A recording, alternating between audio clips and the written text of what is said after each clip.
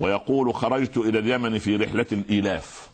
عبد المطلب. عبد المطلب معروفه رحله تمام.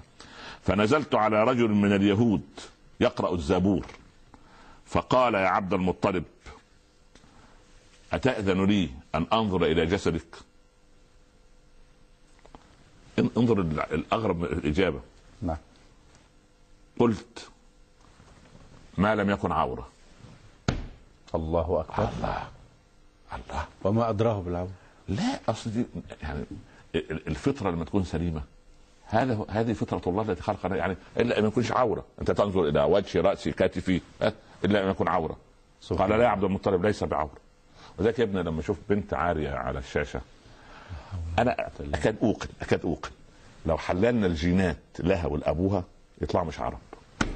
سبحان الله. أنا يعني هذه طبيعة العرب، هذه طبيعة العربي. طبيعة العربي طبيعته. يا ابن البعير معذرة. لما يأتي أمره مع الناقة، إذا شك أو رأى أن أحدا ينظر إليه لا ينصرف. صحيح. البعير. هذه فطرة الله فضيلة. هذه فطرة الله. الغيرة، لذلك لما تيجي واحد ما عندوش غيرة خلاص لا. شوف الحيوانات كلها تغار إذا اقترب من أنثاها ذكر آخر إلا حيوان واحد هو الخنزير الذي يجد لذة عندما يجد أنثاه مع ذكر آخر.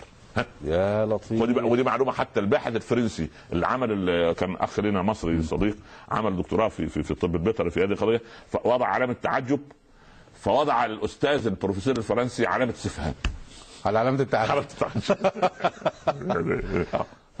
اذا حتى يعني ولهذا ربما نكون منهيين عن الاكل من الخنزير. الله يرضى عليه، لان يتولد هذه غير الاضرار الاخرى، لكن يتولد هذا البرود، وده من ضمن المكتب.